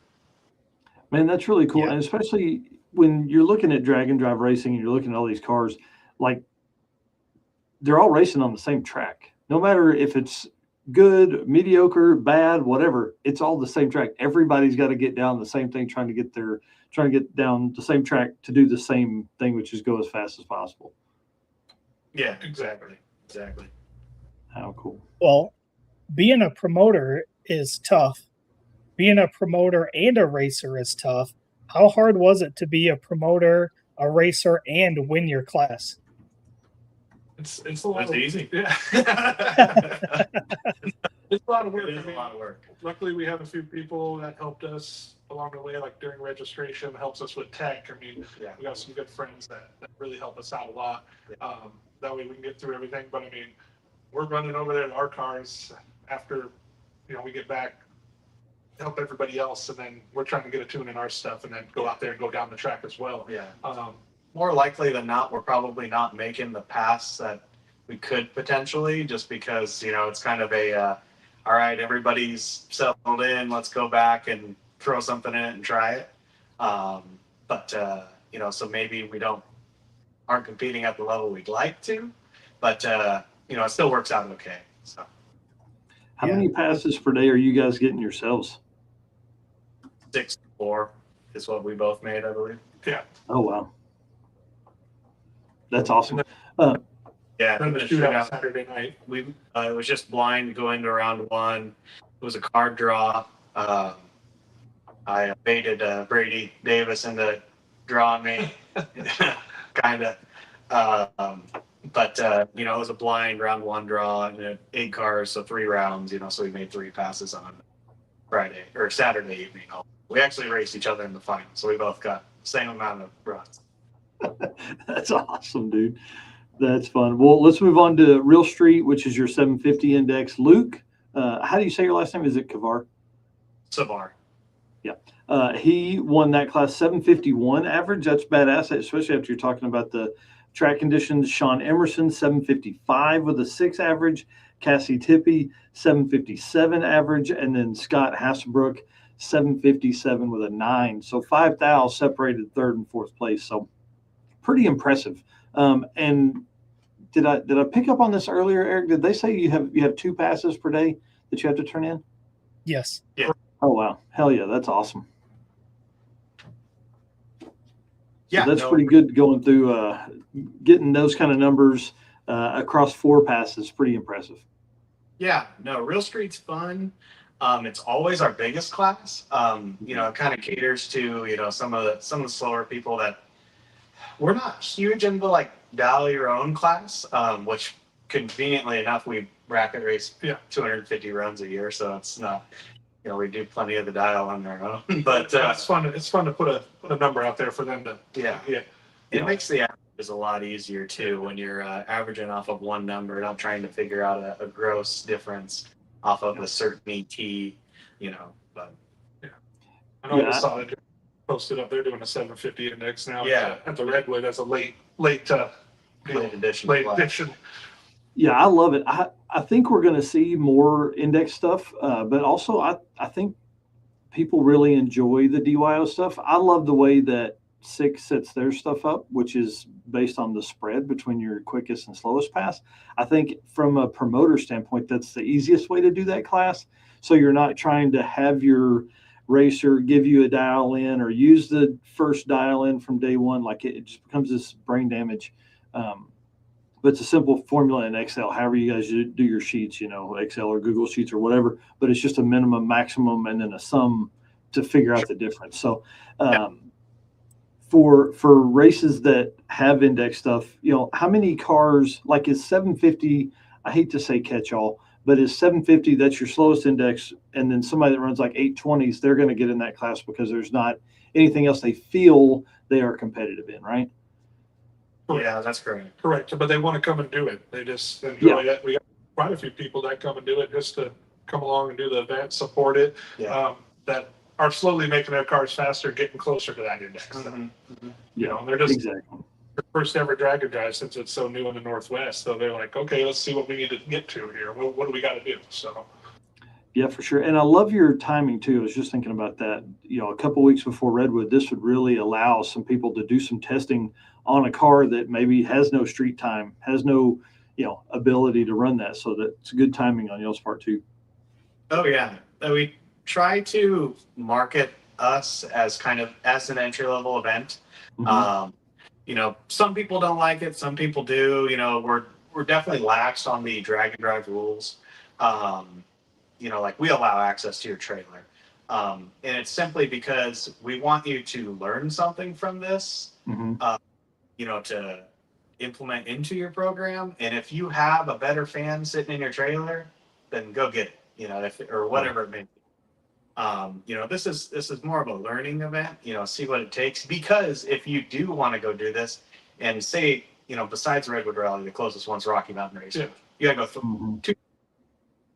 who wants to go 2,000 miles away just to find out when you're, 100 miles from the first track, your training cruises at 240. Yeah. Yep, exactly. Yeah, Eric, let's wrap up these classes and then we'll get into some fun talk. Okay. Next class was the Hot Street, which is the 650 index. That was won by Jason Curtis with a 6.681.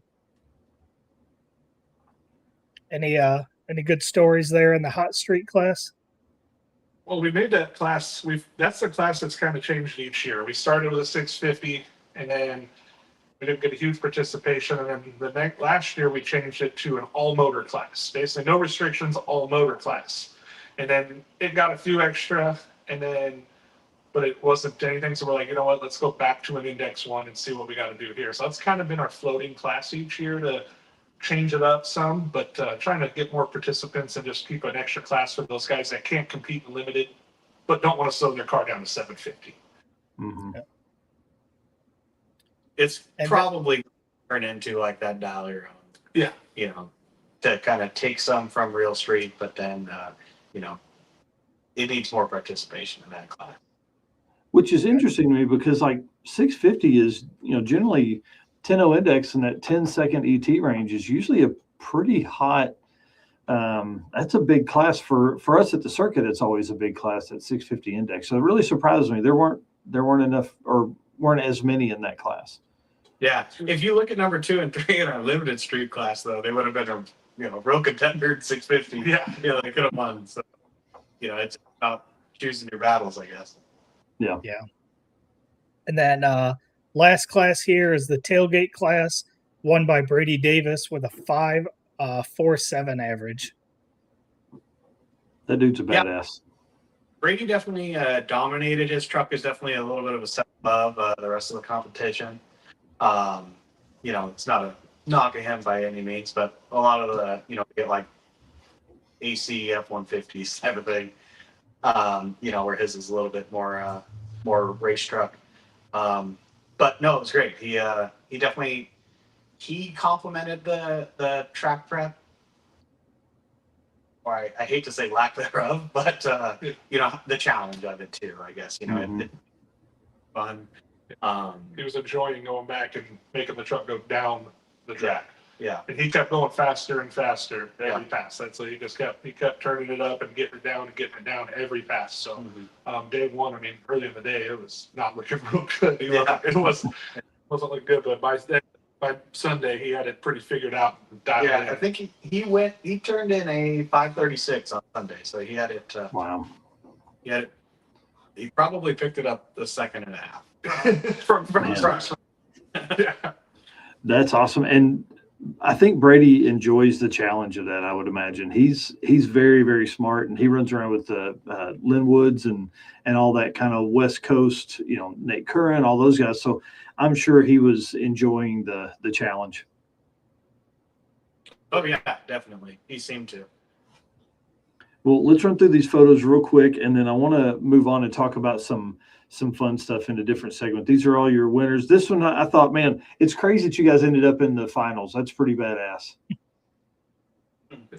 Yeah, someone would say script, but it was not. If we did a random as possible, and I kind of figured we'd draw each other first round, but it worked out. Yeah, that's awesome. All right, so big shout out to Ditchworks. Appreciate them and all the stuff they do for us. Performer Built Transmissions is the official transmission builder of Drag Driver Pete at Performer Built Transmissions. Their goal is to engineer and build the toughest transmissions on the planet. Performer Built doesn't just rebuild transmissions, they systematically re-engineer each model to eliminate OEM flaws and to achieve the highest levels of performance. That is why they say our transmissions are not just built, they are Performer Built. We talked about this a little bit, but what tracks did you guys visit, or what track did you visit? And then what's kind of your route? So we started at Bremerton Raceway, which has been there like 60 years. Like I say, it's literally at the airport on an old runway. It's been our home track for our whole lives. It's we like to support it. And my grandpa raced there in the 60s. Like it's been wow. Yeah, and there ain't no walls next to you. There ain't no nothing. As we can see if there's some pictures of the track, it's definitely old school, but it's treated us well our whole lives, and we love supporting it. And that's why we bring our events there, for one, to just keep, and then bring something new. All the bracket racers there, they've been doing it for 100 years there, some of these guys. But they love coming up and watching these cars go fast. And during the shootout, I was talking to one of my customers today, and he was there, and he's like, man, the finish line had 50 people down there, and the starting line had all these people up there watching these last couple of rounds of the shootout. And it was not just our drag and drive guys, but the regular bracket racers that were there for the day too. Right. I feel like that's a group of racers that we can grab. We can get those racers. We just got to show them that drag and drive is cool. Exactly. Yeah, for sure. Yeah. Then our drive day, for the most part, we drive in a group. Some people don't, which is perfectly fine. But we also incorporate a poker run. So we have checkpoints, and then the final destination is the racetrack again. So you can get your 5 cards. We incorporate a poker run out of it, so that kind of makes it fun. Helps when you travel in a group. And we had a friend of ours, our first stop. Those guys riding customs. Pat, he promoted it like crazy, and I think we had 25, 30 just hot rods cruising along with us on the day, just out. Yeah. Then it starts out right after Pat's shop and those guys. We go across the world's longest floating bridge, so that's really cool. Just thousands of horsepower traveling across that. Where we drive out in, it's the Hood Canal essentially, if you were to look at a map, but we do the Hood Canal loop, and so the second you cross by the water, we cool off about 10 degrees, and just made the drive relaxing, nice. It's quiet, not a lot of traffic. It's Highway 101 once we get on the west side of our route. But we go up and go through a couple real small towns, Port Ludlow, and we stop in Port Hadlock. There's a small burger joint, got this airplane nose hanging out the front of it. I mean, we had a line out their door for an hour and a half with everybody. We're hanging out. Joe from Forged Fuels was there, pumping guys some fuel if you needed it, and then just supporting a small business. And we gave them a heads up. They were stoked that they were new owners this year. We've stopped there each year, but they were new owners this year, and they were absolutely ecstatic that we came through there and brought all the people there with us. So Yeah, that's awesome. Then our next stop, it's an old military base. Yeah, it's Fort Worden. It's a historical landmark. It was used during World War II. It was really armored up after the Pearl Harbor attacks. Basically to defend Seattle. But it's right out on the water. Yep. So look across the lake. So we're north. When we're up there. It's really cool. It's right on the ocean. A lot of people taking pictures with their cars in front of the lighthouse, in front of the ocean. Walking out to the beach. That's a really cool checkpoint.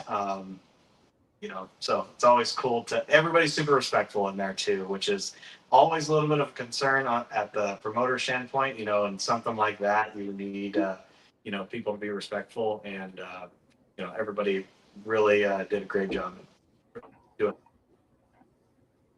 And then we continued down the highway, and that's where we popped out on Highway 101, which is a pretty known loop out here. Mm-hmm. And then basically go south, basically into the Olympic National Forest. Into the Olympic National Forest, and just beautiful drive through the trees, and then it drops you out right along the water, and you're just along the water for long ways, 40 miles, 50 miles.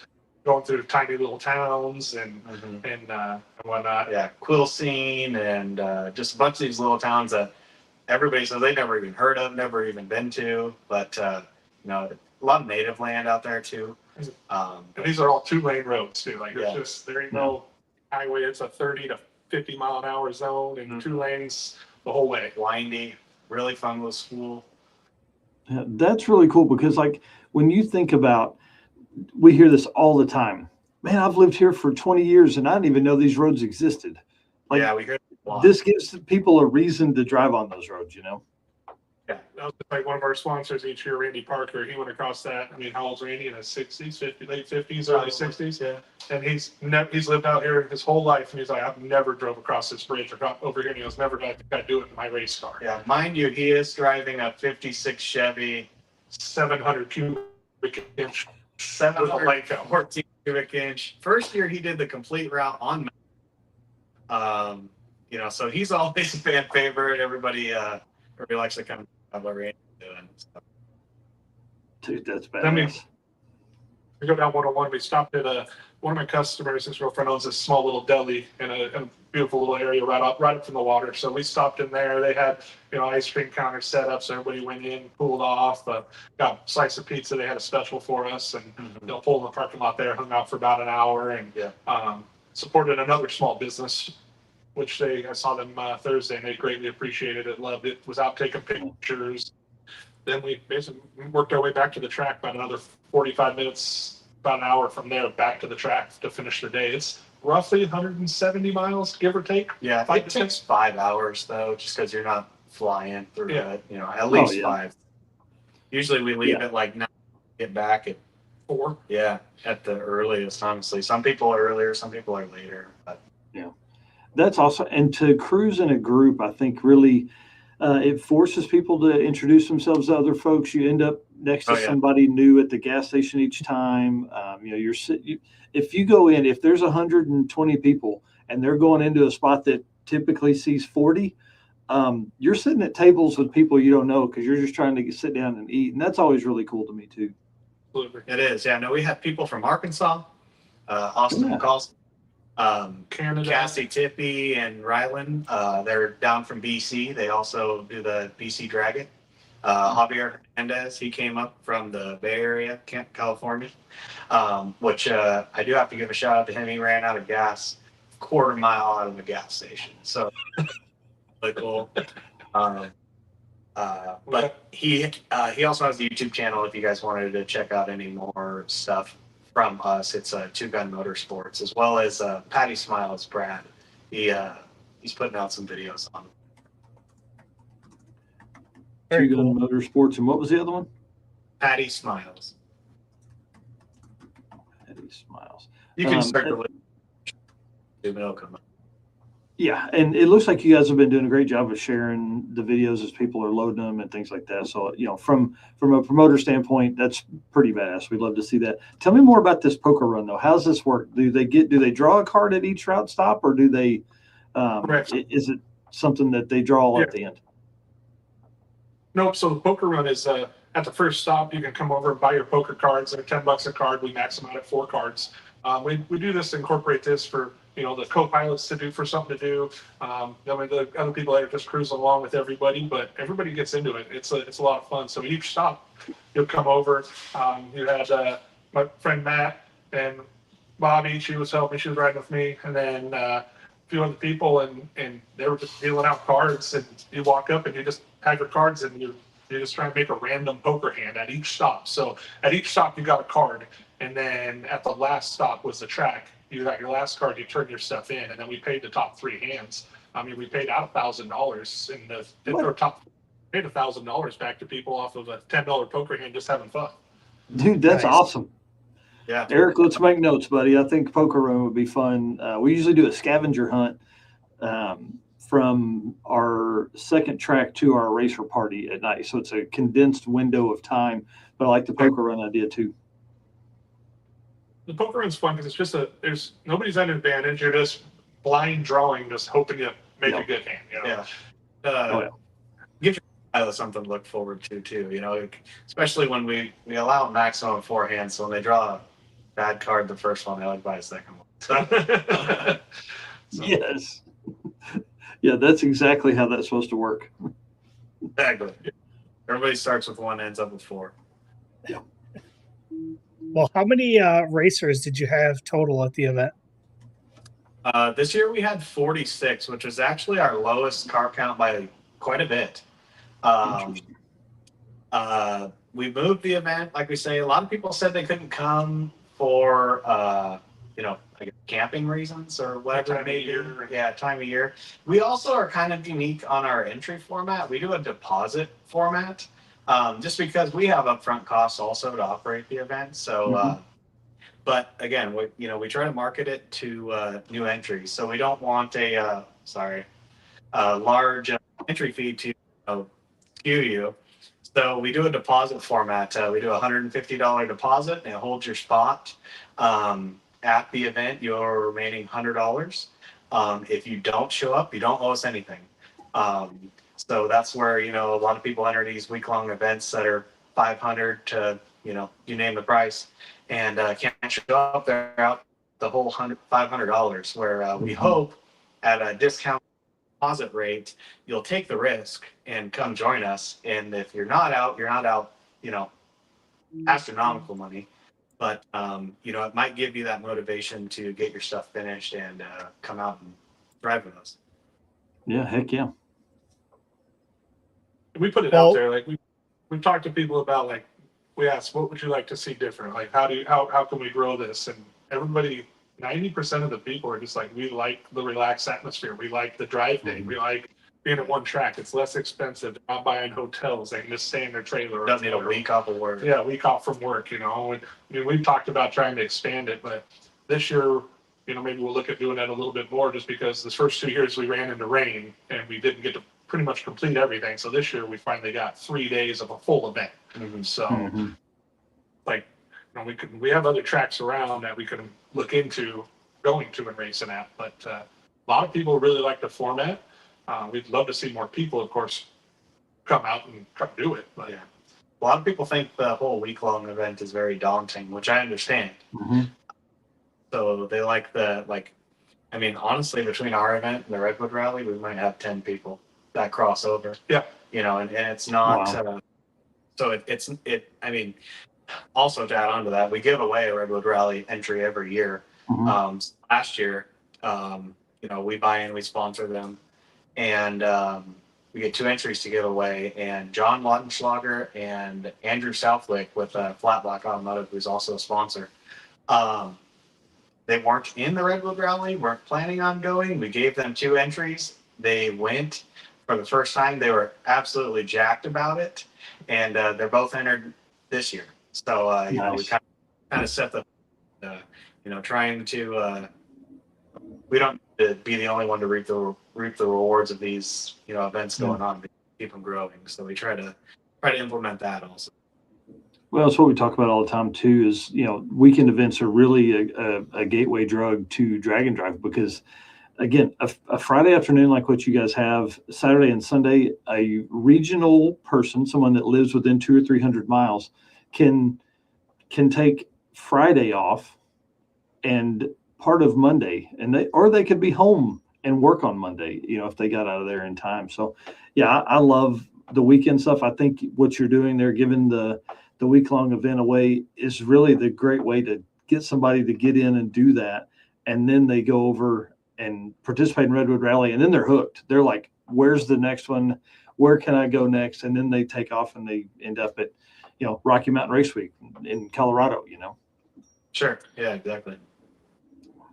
Well, give us a couple fun stories from the event. Well, this year we did something new from HCPA and Taylor Boys Racing. We did a hard luck, or I guess it was kind of Not hard. hard fought battle award. I Yeah. guess we didn't really name it, but Friday we had competitor Grenade the rear end on the starting line, and he was done. Not a knock at him by any means, but I don't think he was the most mechanically inclined. So it was just maybe a little bit bigger task than he wanted to tackle in the dirt at the racetrack. I can't say I blame him. And, so a couple friends of his got together. One of them, Josh Fraley, and he drove a 47. Like a 50 Woody, I think 55 miles an hour all the way from Kelso. like 3.5 hours away. I think couldn't even do 60. Yeah, couldn't even do 60 miles an hour. And, they teamed up and they drove to Bonnie Lake, which is an hour and a half away from the racetrack. Bought a rear end off Marketplace. Came back, kept me up until 1 a.m. as I was sound asleep and motorhome, or trying to be sound asleep in the motorhome. And they changed it out, and he made the drive Saturday and raced on Sunday. With 456. Nice. He ended up with a spool and 456 456 gears, and but he got to complete the event, and so Yeah. They were pretty jacked about it. They so really, thanks to Andy and the HCPA, we gave them basically got his money back off his rear ending there, and Yeah. gave him an award for his whole crew for how hard they worked. Yeah. How cool. I think the other one that I would say, I mean, not just because won the shootout, but everybody was buzzing about that 8-car shootout. Yeah. On Saturday evening, they had a blast. They were out there watching, had something to do, and we had some really good races. The first round out was we were all a little timid to go down the track because it was warm. The tractor had broke. The tractor broke. I mean, everybody's stuff's hot. We just got back from 170 miles of driving, and so we got through round 1, and then round 2, it was a 533 to a 528 and a 533 to a 526 heads up right there. So that one, everybody after that round 2 was just. Yeah. It was me and Brant Coulter, and Jeremy and Donovan Linwood. So, 4 pretty fast cars in the semifinals, and like I said, the slowest single pass was 533. So, Wow. everybody together pretty good from round 1, and that run was pretty exciting. Yeah. Yeah, for sure. That's awesome to be that close, especially across the top 8 cars. Usually there's like 4 cars that are close, and then it's like this huge spread. But that's awesome. Yeah, we get lucky with that. I guess we don't really have any pro mods around. Frankly, the closest one is Randy's, and unfortunately, he wasn't able to complete the event this year. But he drives around. It's a naturally aspirated deal, but it's 714 cubic inch. He might even be the only one on like really big tire. Yeah. It's Yeah, a he's the only one lot on of big them are tire. small tire cars. That's cool, man. That's streetcar fun stuff. It's cars that look like regular cars and aren't insane. But 700 cubic inches, I'm in. That's Yeah, that dude's cool in my book. the top alcohol funny car driver. So his wife Kim races top alcohol dragster. His daughter Stephanie rides with him, and they are like the biggest proponent of the event ever. They promote it a lot. They love it. They probably drive the most obnoxious and like I couldn't ride in it type of vehicle, and they just can't wait to do it again every time. Yeah. You know, Stephanie, Randy's daughter, you know, goes on all the time. She bought him a horn for Christmas. Like just loves it. So, That's awesome. Wow. Well, he's on this year. Go ahead. Taking the lead. So our event's kind of been able to craft him. Like I mentioned earlier, he did the whole first event on methanol, and now he's on gasoline. Does it all on C16. So it's really cheap, you know, really cheap to drive that thing. So to do the Redwood years. Man, that's awesome. And that's the way it's supposed to work. You know what I mean? Like you guys host a great event, then they can go and do another great one. You know what I mean?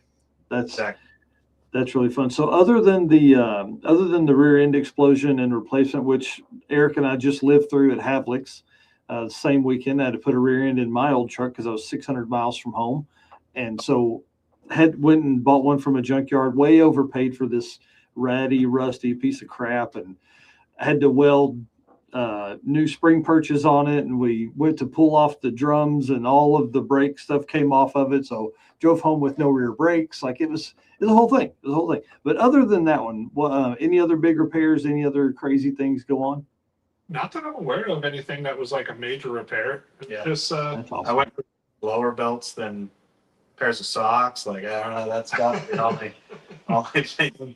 You know, like we don't have a super grueling, I guess, event, so there's not a whole lot of carnage ever. Seemed like there was maybe one more thing, but Mike Grady changed the transmission. Oh yeah, Mike. He whacked the sprag on Friday. Yep. Knocked second gear out of the transmission. Then tried to drop it off the lift in Donovan's trailer. Yeah, that was exciting. That worked out. Yeah, That's insane. That was some track prep he was battling too. You know, just trying to get down it, and it would rattle the tire. And after I got 6 times of that, Trinity had enough, and he changed the Trinity Friday night. And did the drive and finished it up on Sunday. And Mike's also a great competitor. He's on the t-shirts. He made the fastest pass last year. We're super happy to have him. He's a big proponent of the event also. The caliber of his truck it's been in the fours. You know, it's pretty wicked. You know, he's done Big Sky, he's done Redwood. You know, it's what he built the truck to do, and he really loves it. So we appreciate him coming for sure. And one other thing, we did it last year. Mike got it, was the fastest pass of the weekend. So the fastest pass down the track, you know, gets minus the shootout. Minus the shootout gets a bonus, and we got belts, like wrestling belts with the logos on it and whatnot. So Mike got it last year, and I think it was in a 512. Yeah, and then this year, actually, Lane was able to lay down 520 with a 0, and that took home the fastest pass of the event. Mm-hmm. So, how cool! All right, well, as we wind down here, let's wrap this up. Just want to give a shout out to Performer Built Transmissions, baddest GM transmission builders on the planet. Really focuses on like 4L stuff and is getting into 6L stuff as well as some of the 10-speed things. So, I mean, this guy put a 4L60 in the 7s and is shooting for much faster than 770s, and then has put a 4L60 behind a 5,100-pound car that goes low 10s. I mean, it's pretty badass. So hit them up for GM transmission builds, all that kind of fun stuff. Eric, I'll let you do the AFCO, and then we'll run into the last few questions here for these guys. All righty. Racers know when you want performance that wins, you want AFCO. From shocks and suspension to cooling, brakes, and more, AFCO Racing has been helping teams go faster for over 30 years. Built by racers for racers. Check out the AFCO Advantage and follow them today on social media for the latest in performance parts. AFCO Racing, built to win. And big shout out to AFCO for giving us some shirts to work on while we were doing your old truck rear end, and, you know, helping out, getting us some tools, letting us ask them some questions, and even giving us a golf cart tour of the property. Yeah. Big shout out. They talk to us while we drank beers, while we made those beer cans into shims for the rear axle on the old truck. Yep, for sure. All right. So as we go into the last couple questions here, what did you guys learn from this year's event? Anything in particular? I would say the date change was good. Yeah. Getting into the summer months with a lot more heat, I guess, with a lot less rain. It rains here like 200 days a year, so you kind of, it's just a battle to get sun. Basically, it doesn't matter what time of year it is. July around here is just slam packed with everything, and the rest of the year is dead. So you race really hard in July, and then you kind of stop. So I would say that was really good. I do think we're ready to expand it. I think we've learned that. I wouldn't say that the event's gone stale. Being this is the first year we were actually able to complete it. We still had a lot of new people that came Oh, up big time. Yeah. We just had other people that couldn't make it or whatnot. Yeah. But, And this, like we say, this area is so weather deprived that in the summer months, there's always car shows or other cruises. There was a cruise in Port Orchard where the track is based, or a car show. yeah, they had That- 600 cars down there on Sunday. Exactly. So, Wow. we probably overlap on a lot more things in July, August, those type of months than we would have in May. So I'm sure that hurts our car count a little bit. But I do think we're ready for, whether it's a change in the drive day or the problem is the next closest track to us is Pacific Raceways, and it's a 45-minute drive, maybe an hour in traffic. The closest one after that's 200 miles. And I'm not saying that's impossible. For us, we do it all the time. It's really not daunting. But being that we don't really have seasoned veterans, I suppose, we worry that's going to deter a lot of people to go to Renegade Raceway, which also goes over a mountain pass, going down to Woodburn Drag Strip, which you have to go straight down I-5 to do it. The next closest one is in Canada. I'm not even going to try to do that. So, we battle a lot with that. We have another one in Forks that I've never been to. Which is an old airfield they race on like 6 times a year.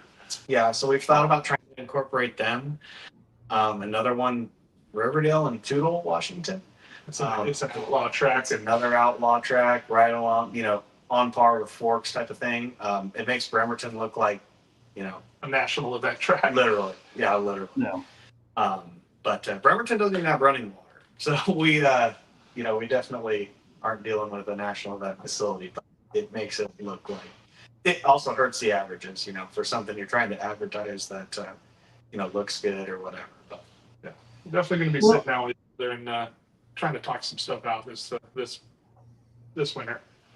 Well, and I think, if you look at it from the standpoint of experiential event, as opposed to, drag week, like those guys, everybody, it's the fastest. We want the fastest tracks. We want the best prep, all that kind of stuff. But if you look at it as more of like an experiential stuff, the outlaw tracks could be cool because you could do your 2 days at Bremerton and then your 45-minute track that's from you. That could be one good for a Saturday after. You could run your shootout there and 2 rounds of racing there. So, you know what I mean? Like you could definitely mix it up and think experiential for sure. definitely. I think 3 days of racing would definitely help. Yeah, there's no doubt. There's no doubt. We like that more, but I don't know.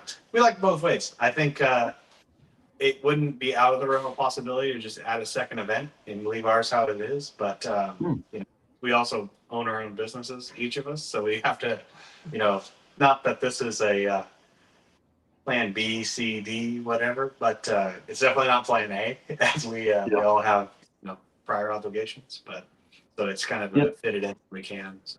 A second event could be really cool as far as, you could do one May or, June or something like that. And you could just simply do what we do for like the short circuit is a Friday night, Saturday.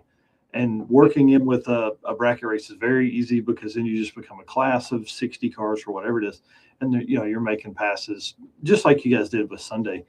And 2-day stuff is really good because then you give away free entries to the big event, which is, your main event would be, of course, the Olympic Street Car Shootout and all that kind of, just, again, building that whole run. And we've had some pretty good luck with this single day stuff. We had, 17 people at our first one, 32 people at the last one, and we've got one more that is teamed up with Tulsa Raceway Park has a midnight drags, which is kind of like you might as well be racing on the streets kind of vibe. It's pretty laid back, pretty easy. And then we're doing so it starts at midnight. We'll race and then go into Sunday as an import face-off. So we'll have a bunch of cars and a car show and all that kind of stuff. And so we're going to test that for this single day event for the second one, or third one. But man, there's a lot of opportunity out there. I feel like, especially for you guys in that part of the country, because there's literally 3 events that aren't. I mean, how far is Big Sky from you?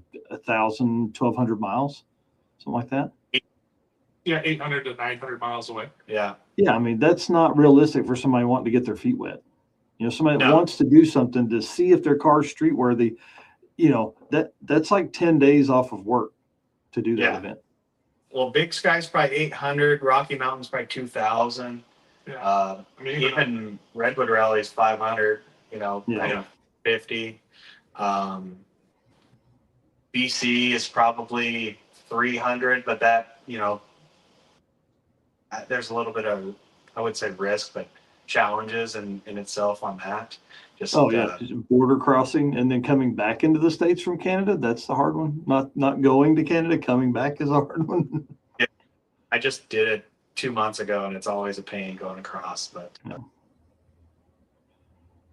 Interesting. I'm interested to see the growth you guys see. I really feel like 3 days of racing would definitely help a bunch, or Rocky Mountain does a setup where it's like, they have their fastest 8th and they have the next fastest 8th and they have, like the 16 and then they have a bracket race or however, I think it's something like that. But, you guys could experiment with that next year. You could look at, what's the next 8 in that, what would that range be of cars running, or do your top 8 and then a bracket, what other event runs Saturday night with you?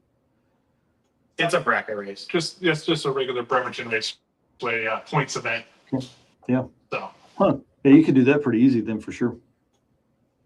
Us is, I guess, real estate around here is really expensive. So that our track rental fee is really expensive, and we don't get a huge car count to pay the rentals. So we would to have a third day of racing. Like, we try to keep the cost more effective too. Yeah, it's $250 for 3 days. So you get to race a couple days, and then they're still paying, and we pay out too. Yeah, and to add one more track, been told was $12,000 for 1 day. So that's a little too bit much. Yeah. Because for folks that are watching us to understand, like as a racer, is it worth another $200? At the car counts you guys are getting. I mean, it needs to be $450 for people to do it, and you do 3 days of racing, and then everybody's like, whoa, hang on, that's too much. So I think you're right. That's pretty cool. Versus like what we can deliver as a product. So that's definitely our battle. Even like say, not to knock at Bremerton by any means, but we still pay a fine entry fee. Yeah. Bremerton. And to go any bigger, we either need 250 cars, which we don't necessarily want either, or a lot more entry fee. Yeah, that's interesting. I'd love to talk more about that and see, because sponsorships help with that. Obviously, you guys can do more with more sponsors, and the bigger event makes that easier and all that kind of stuff. But we're going to help in any way we can. I really appreciate you guys coming on tonight. This is fun, man. We don't really. We're kind of at a point now where we've talked to a lot of the promoters for other events and stuff like that, but you guys look like you had a really good time and a really good event. And man, to go 3 years, this is like a turning point. I'm telling you, 3 years is always the turning point for an event. So one last question. Have you guys hosted events before? Like regular drag races or car shows or anything? My family, we put on a independent shootout race for about 14 years at Everton, and bracket race. And it was one day foot brake event all the way to a 3-day $10,000 to win Saturday type thing. So we know what we're doing on hosting it and payouts and structures and this and that. It's just like I say, time is a big thing. The time is a big thing. Like I say, him owning his business, I got a tool truck, so it's kind of our spare time. And it's like as it gets closer, you're like, well, we got everything up. Now it's like, oh, we got more to do. Yeah, but 100%. Eric and I live that life too. We get it. If you don't mind, we'd like to give a shout out to our sponsors too. Yeah. Jay, these are all class sponsors. I will give a specialty shout out to Benchmark Automotive. They were the sponsor to the Quick 8 Shootout Saturday night. They were there on property, watched the event. It was super cool to have them. Flat Block Automotive, he's the tailgate sponsor. He also presented a 5-gallon Tough Jug to each of the class winners. So, in some of the pictures that you guys may have, all the class winners are standing there with their big checks and their Tough Jug. So thanks to him. Parker Race Shop, he's our 3-pedal class sponsor. Big proponent of the event also. We got Tucker's Towing, Corey Tucker, a small towing company out here in Bremerton, and just a friend of ours that wants to support it and that has since day one. And then another guy, Caswell, owns Paint Factory. He's sponsored it every year. New one this year was Rich Elmore from Pipeworks Mechanical, who's a good friend, and just a lot of people we know that support the event, that just want to see it go, and they come and hang out on the weekend. And oftentimes we're supporting their business also, like RM Collision, a class sponsor. He painted my car, so we try to keep it in house. We have a really niche family out at Bremerton. And a lot of these guys, J.A. Morris was also our Extreme Street class sponsor. Just people we race with basically weekly. I raced HCPA. Yeah. I raced him on Saturday or Sunday. So it's just people we hang out with all the time. So we're hoping now that we're growing this that maybe we can start looking into getting in with some title sponsors of some sort. That way we can expand and get to another track and whatnot. Yeah. So. Our awards also, my mom said they were stupid, but there is a reason behind them. We gave away medals, gold, silver, and bronze this year. Our name is the Olympic Dragon Drive, so it felt really fitting to have Olympic medals. I dig that, dude. I think that makes a ton of sense.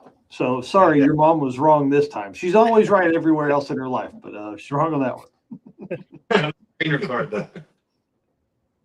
Well, that's pretty cool. Well, guys, listen, thank you so much for staying, for giving us an hour of your time. I know you guys are busy, and we wish you the best of luck. If you'll stay behind with us, I'd love to talk to you after the show ends. We got just another few things to talk about, but you guys are awesome. Olympic Street Car Shootout, for anybody that's looking for stuff. You guys do a great job on Facebook of promotion and all that kind of stuff. So thank you very much. Thank you for your time. Appreciate it. Awesome. We'll see you guys just a minute. Dude, how cool, man.